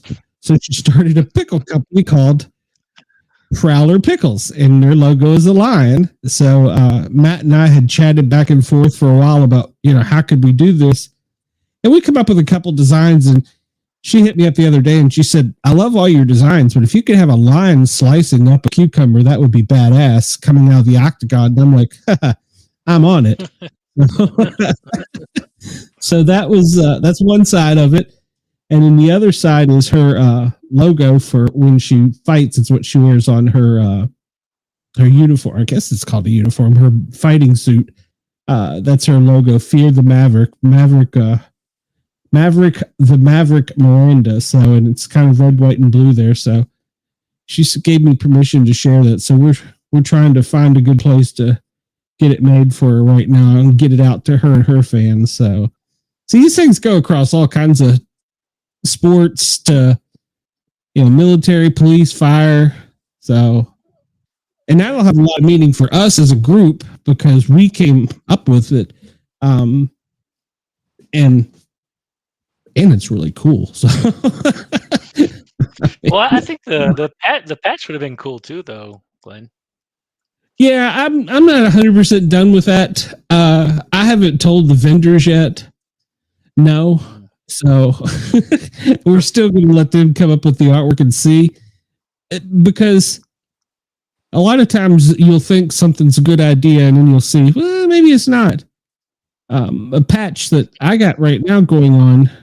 This one, obviously the barbed wire represents our border, what we're going through, the don't tread on me.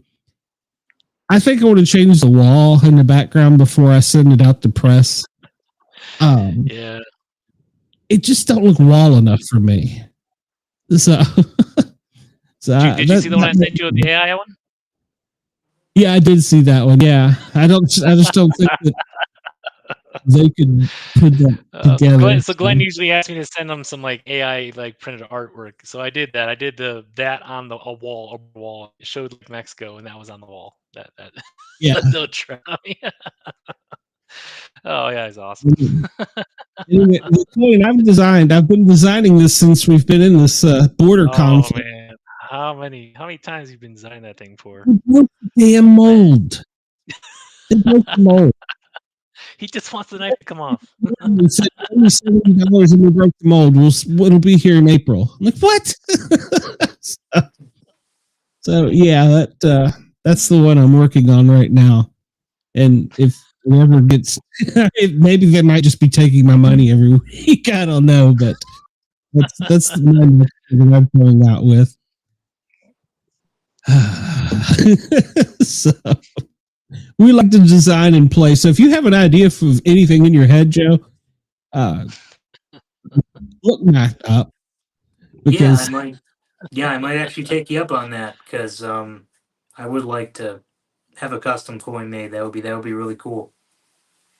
Yeah, he's really badass at it, and he can do the designs in no time at all, and plus they're really cool. So I think Matt pretty much helped me with the bladed one, the one with the star. This one, the one that they told me was too intricate to be made into a coin. I still don't get it. Yeah, it's too delicate. They said. Well, because it looks, it's hard. So when you're designing challenge coins, Joe, and you're showing stuff like that, look at it as like not a 2-dimensional, it's a 3-dimensional, right? So just looking at that, it looks like the knife is really thin, right? It doesn't really convey you want something to detach from it. So the Deadpool one that I showed you, right? Like it took me forever, like it takes forever to get them on the page of what you want them to do. A lot of times, these coins are made overseas. It's all made overseas. There's no factories in the U.S. They make them faster, quicker. They make doing it longer than all of us. So you have to be very, very specific on what kind of details you ask for, because you will get something completely different. And I think that's what happened with Glenn. I'm not gonna pull the patch out, but time he's asked something, it was something else that he got, and not specifically what he wanted. It's what happens in the patch of the coin field. You have to be very specific on what you ask for. So yeah. it happens. And sometimes if you're so specific, they'll actually give you something that is so specifically the opposite direction. I just want a Pickle Rick coin. That's what I want. Nobody watch Rick and Morty? No. Oh yeah, Yeah. I want a Pickle Rick coin. Rick and don't give me ideas. I'll be spinning all kind of stuff out. Pickle Rick coin, Yeah. one that opens up to something else. Man, exactly.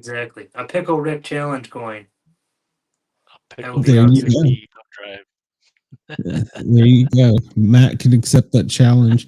But yeah, we don't want to take up all your night. I'm sure you got stuff to do. So we'll let you get out of here. But you're welcome here anytime, man.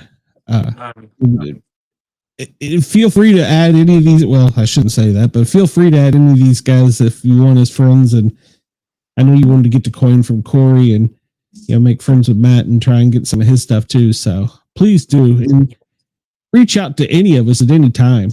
So Andy talks too much up there, so you got to watch out for him. He's the shy one. One of these days, I'm going to get him to talk on one of these shows. So. Okay, let me know when. Yeah, so Joe, just if you're interested, I have a website. I'm technically not using it at this time, but it's there for show. It's luminarysd.com. Okay. It showcases all my coins and stuff too. But I do that on the side, and then like Corey, I'd like to dip into other things too. So I also do laser engraving on the side. Other things besides the challenge coins. But yeah. Hey, Glenn, while we're talking, look, I just pulled AI. Oh. That's great. Man. I said I have a line clawing at a pickle. That's what the game of. I love that. That's outstanding. Oh man. Yeah. Wow. Oh yeah, Joe. If you ever want to know about AI, hit me up. I'll tell you all about AI and how. Thank you very much. Yeah. It's insane what it's these been guys a real. I wish I had when I was in high school. You can sit over here doing like homework and stuff like, hey, tell me what this equation is. Here you go. Here's your answer. Absolutely. Write a 1,000-word essay for me. Go. What was this when I was young? Yeah. It's fun. Well, it is. Yeah. It's been just a pleasure to share this time with you folks, and to share with everyone listening. And I just hope that folks who listen this long, might be interested. Go out and get the book, The Broken Mirror of Memory, on Amazon. I'd really appreciate it. It really is my soul you're getting, and like I said, right now you're getting it for 25 cents on the dollar. So. It's basically at cost, so it's as close to cost as I could make it, and I just want to get the story out there so folks aren't forgotten, and so that the fallen aren't forgotten. So thank you very much for having me. It's been a pleasure. Thanks, Joe. Yeah, thank you for your service. I appreciate it. Andy, did you have anything you wanted to ask or anything you wanted to say before you get out of here? Not that I can think of. All right, well. We're going to harass Andy now that you're gone, Joe. We'll harass him. Sounds good. One time in Soul Call and harass him. Joe, I got a copy of your book I still am working on. You just wouldn't believe how busy a person can be when they're actually not fully working all the time. So it's crazy. So, but yeah, and I'll hit you up here soon so we can talk about some other stuff. So. Okay, sounds good. I look forward to it. Thank you again, and y'all have a great night. And everybody listening, be humble, be kind, and most importantly, just be at peace. Thank you, Joe. And thank you again for your service. So Andy, you were too quiet. We're gonna have to beat you now. Yeah, I know. Andy's ahead. turn. Get him. Area. No, I meant to move that there. What's So up? that Wait, hold on. Let's talk about the bigger problem. What's going on with Cordy over here? Cordy, phone your laptop again. What's up, man? What's going Yeah. on? Well, I don't. My kid's got his laptop, so I didn't have time to jump on that. So I'm on my phone. You have to get that duty belt out and slap him down and tell him who's boss. So Yeah, right. He's been working out lately, so I don't know. he might take you. Well, he's flexing his muscles and he's trying to make me flinch, but it hasn't worked yet. But I got to watch my P's and Q's. So Good check after him. yeah, right. Exactly. Yeah. Where's Where's Chuck? Chuck, by the way? Chuck, Chuck's a busy man. Tonight is his grandparents' 65th wedding anniversary, so he had to have supper with them tonight, I guess. And yeah, he's been tied up with. And he's got 4 kids, and so he's busy with sports and a bunch of other stuff going on. So and work and everything else. So hopefully next. Well, I'm not even going to promise you. I'm hoping he'll be here next Friday. I don't know. I can't quote you. I can't quote you. I'll be calling myself a liar if I say he's going to be here. I don't know.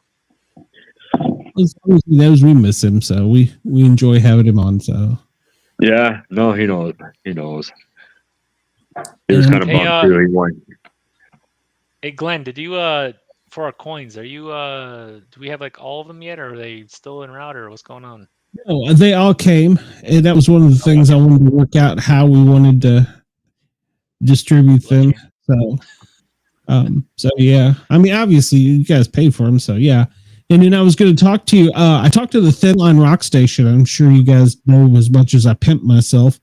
I'm on there Tuesdays and Thursdays soon to 1400 Eastern.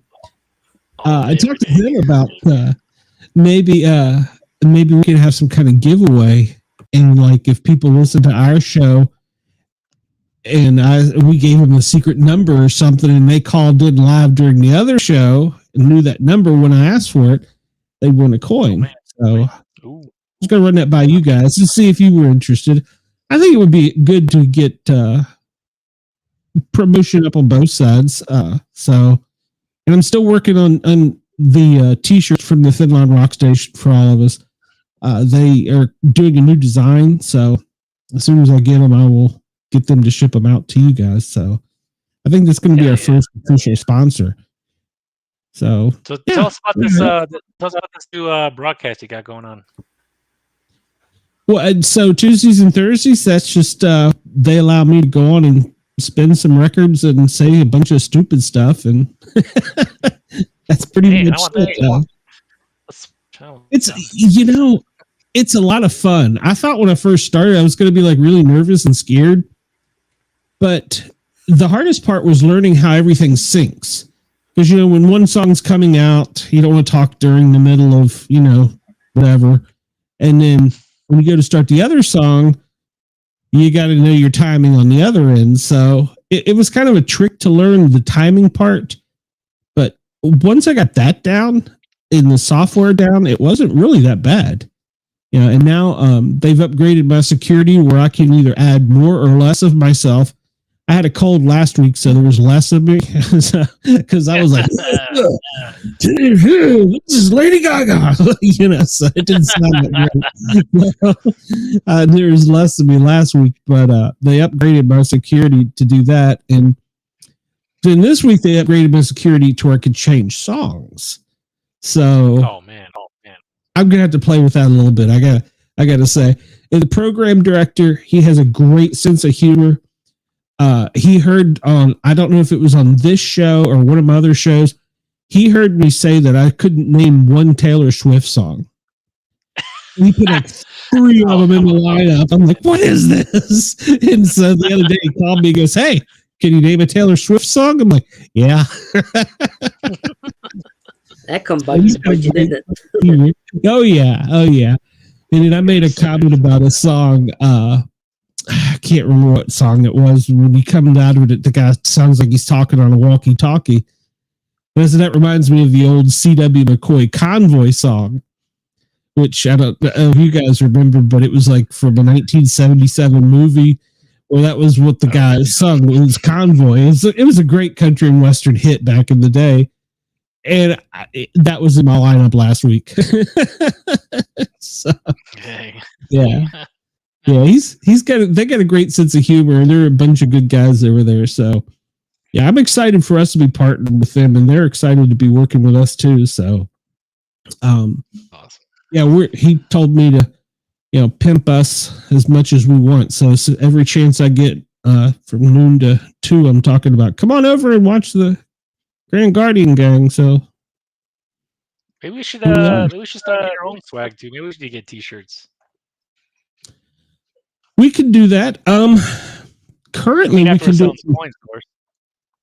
Yeah, we could do it actually right now. Well, I think I'm switching from Streamlabs.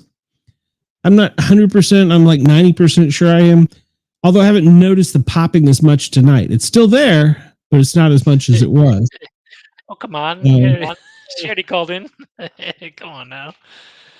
Oh, yeah. Well, no, I mean, she could still call in. That would transfer over to Restream. So, yeah, setting up a new studio I thought wasn't going to be that big of a deal. But I've had this one for a year, and I've got all the buttons like where I want them, and all the layup like I got it. It's just not the same. I'm an old man. Yeah. Take me to Radio Shack. Show the kid to show me how to use this stuff. So. He said Radio Shack. Exactly. Oh, man. Hey, brother. It's true, though. We're creatures of habit. When we find something you like it, This is true. Yeah, it's true. So, and next month, I'll be at the Coin and Patch show. And if y'all want, I will sell stuff for you. Tell us about that thing. That is, let's see. Let me pull up the pictures. I don't get the wording wrong. Where's it at again? Tallahassee. It's in Tallahassee, Florida.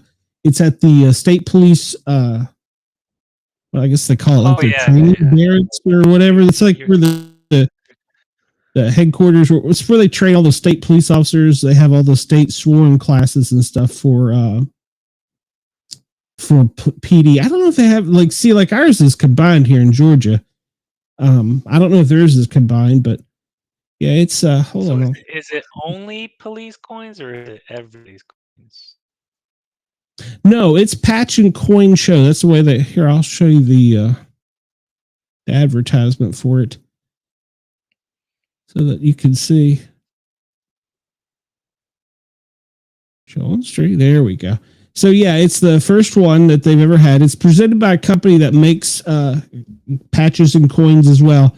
Actually, I think they make badges, naps and donuts. It's the first Southern State Patch and Coin show. So it's not just police, but they will have a special coin for a fallen officer in the line of duty that they're raising money for. So, or for, I guess, for his family. So you got a table reserved? Yeah, I went ahead and got a table, and I'm just gonna take my stuff. They had one in Georgia that I went to. This one is April 27th. It's in Havana, Florida, which is just kind of northwest of Tallahassee, not too far from the Georgia state line. They had one in Georgia that I went to last year, maybe the year before. It wasn't very big. But what I found there was just a bunch of great guys and gals to hang out, and I ended up buying and trading more stuff than I actually sold stuff. So it was kind of cool. So, I mean, you're just meeting people from different parts of the country. Yeah. But their coins are pretty cool though, yeah? Oh, yeah. They had, at the one that I went to, they had a guy who had, it was a state police officers, troopers, coin set, one from every state. And then he started going back and getting ones that were Star Wars themed from the state police department. I didn't realize that was a thing. Oh, that's crazy. And there was like a couple that I was like, oh, I gotta have that one. My daughter was with me. She said, you're spending more money than you're going to make here. I'm like, yeah, well, yeah. Yeah. Well, the military does that too, but we have these Chief Pride events that they host down in San Diego. Same thing. It just is basically a free for all for just coins. You just buy them all out. I wish I could attend one of those things, but yeah, I wish they'd do more of that stuff around here. That'd be nice. There's actually a whole association that has these patch and coin shows across the country. So I'm sure there's probably one somewhere out. I know they're having one up in Virginia by where one of my friends lives, and I may go visit him. And I don't know if I'll buy a table, but just go to it. Actually, they're having one up by Andy in Pennsylvania. I think at Harrisburg coming up too in the fall. Oh, cool. Is it like a team of people that just go around, or is it? No, you could have places. Well, it's a Facebook group, but you could have your own. You know, like if Corey wanted to set one up for his part of the world for law enforcement and fire stuff or whatever. Yeah. It's a good fundraiser. I think the one that we had last year in Georgia, I think the funds went to a injured state trooper that they raised. So it's like, I think tables were like $25 for it, and the money went to the family, and then they had a barbecue and stuff while they were there, and they cooked and stuff, and the money from the food was all donated, and the money for the sale went to stuff like that. So, okay, yeah, that's cool. Yeah, so yeah, I'll keep my eyes on it. If I see one in any part of your all's world, I'll let you know. Because yeah, I'm out in nowhere, but well, yeah, you're out there in a secret squirrel where they land all those planes and stuff that we don't know about. So, not really. Not too much going on here. It's pretty dry. All we get is dust devils. Is it still snowing over there, Corey? Yeah. So we're supposed to get between 6 and 9 inches starting tomorrow and ending Sunday night. So, are you kidding me? Not it was kidding here today. It was 80. I've been outside at the police academy the last 3 days training with them, and it was 63 degrees, and I was outside all day. My head, I actually got sunburnt on my head, my face, and it's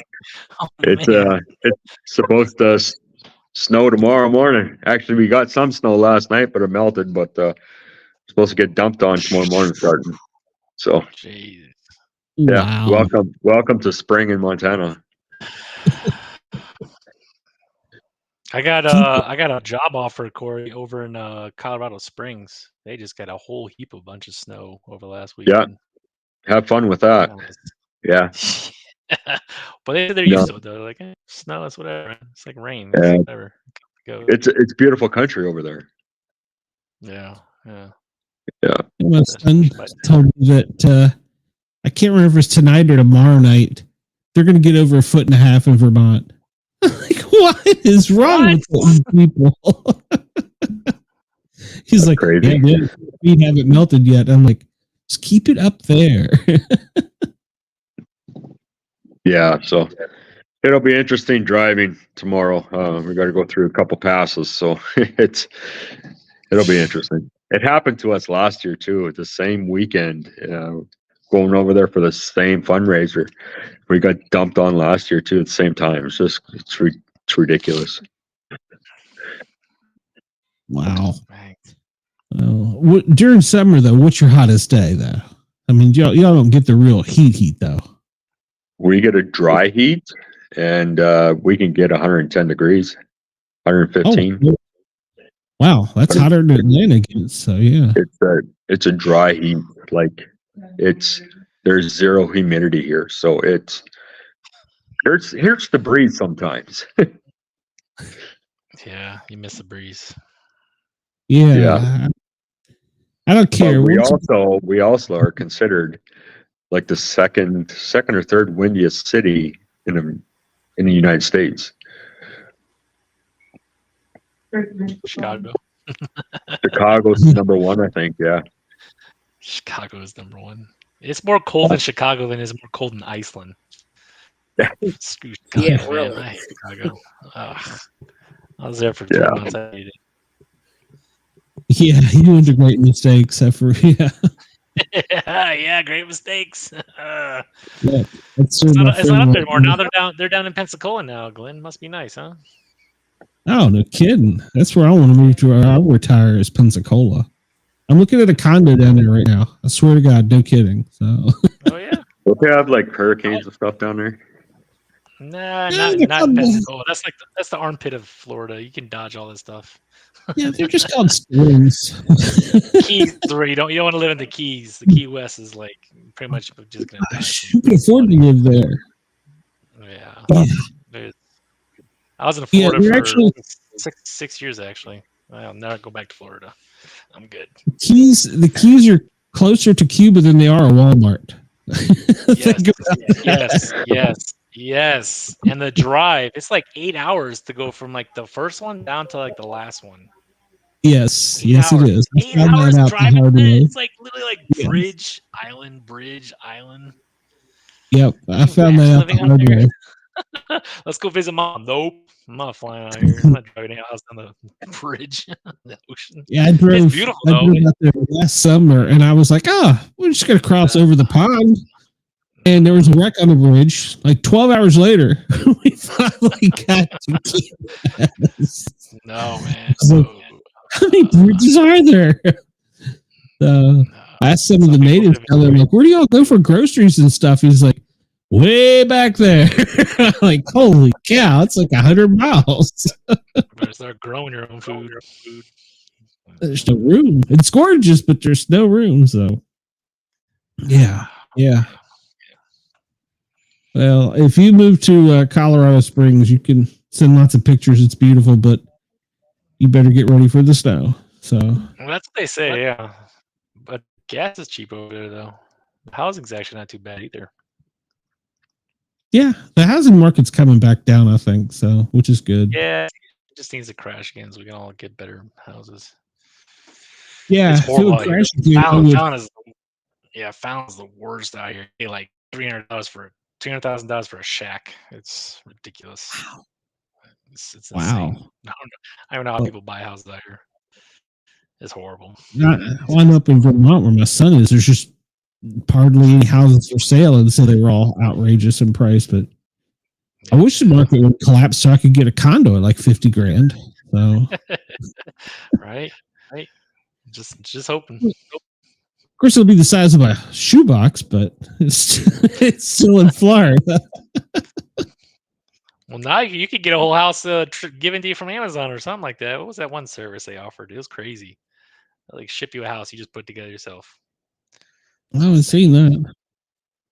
Yeah, Amazon, they deliver everything. So, Yeah. Here's your house put together. Here you go. The future. no, thank you. Andy, so what's been going on with you? You're too quiet. We got to at least get a few minutes out of you before we get out of here. Oh, Got we're 4 just minutes. Come on, Andy. Go. battling with in Shenandoah National Park, a 500-acre brush fire. Ugh. Yeah, I'm not a fan of that. A lot of crews from our county have been going over there. Mike's thinking about going over there tomorrow because they've been actually requesting civilians with pickup trucks, rakes, shovels, and leaf blowers to come help the firefighters. It's that bad. And they said if you have a four-wheeler, bring it. That's crazy. Well, I don't know if anybody's ever fought a forest fire before, but no thanks. Not interested. It's the hardest. It's the hardest job you will ever have. So my hat's off to those guys. I only had to battle a few of them in Tennessee. So and they Yeah, I weren't think that. they said they have 360 firefighters on the scene. Jeez. Wow. They've probably been there for a couple of days. Mm-hmm. And they also made a post out too that if anybody can bring water or Gatorade, bring it because they're going through it like crazy. Oh, I'm sure. Sure. Hopefully they'll get it extinguished. It's a huge memorial up there, so hopefully they'll get it out. Then we had that big 4-story building fire last night. Yeah, I saw that actually made national news here.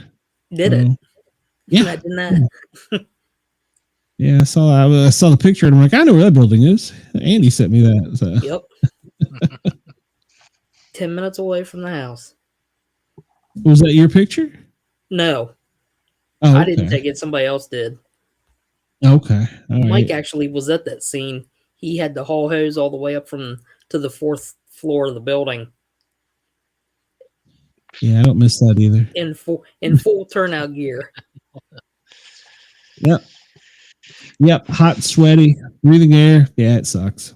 Yeah, and then of course they said the roof and the walls had rubber in them, so that was hard to distinguish. Wonder why it had rubber. That's kind of interesting. I don't know. It had a rubber roof. Yeah, we had one like that, and I still don't think we cut through it. I think we just let it burn. Yeah, that's what they foamed the inside and they left the outside of it burn. Yeah, it's about the best you could do. I mean, because we were on top of one trying to cut it, and we went through like 4 or 5 circle saw blades. Hitting him with an axe was just impossible. So yeah, no. Finally, Chief's like, it'll burn through. Yep. It did. Luckily, no civilians were hurt, but they did have a firefighter cut his hand, but he refused to go to the hospital. Oh, good. Glad it wasn't too bad. He just slapped his gloves back on and went back into the building. Yep, that's a dumb fireman for you. So, been there, done that. Exactly. Well, Corey, since you joined us late, anything else new from you before we get out of here? No, got nothing. Just same old, man. Happy to be here. Oh, Yeah. Criminals will be criminals. Well, yeah. Yes, they will. So, yeah. All right. Well, next week, I don't know if I have a guest for us next week. I thought I did, but I don't think I do. Hold on. Let me pull a calendar up here real quick. I can't remember. I try and email it out to you guys so you know in advance, but I don't. Yeah, I don't think we have a guest next week. So if you know of someone that would like to come on, let me know. All right, it can just be us BSing. So maybe by then I'll have some pieces of my coin glued back together. So Jesus Christ. Yeah. It's too delicate to make. What is it? A damn egg? Jeez.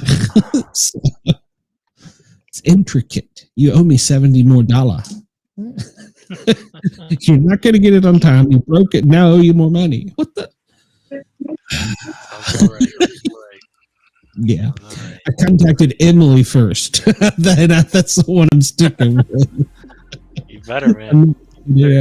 I'm not playing anymore. So. Yep. I got 15 other people messaging me. You got new work? I got new coins. I got nothing. We'll get it. Guys, I appreciate it. As always, we will see you soon. Tell Chuck that we missed him and come back. And, I'll do that for sure. Yeah, the other people in the group, Jason, we got to drag him back in here, and the other guy from Matt's friend that I've never met, so we got to get him in here. Yep. He's always busy, so yeah. But if y'all come up with guests, let me know next week. Until then, guys and gals, everybody have a safe week, and we'll talk soon. Take care. Thanks. Later. Bye. Yeah.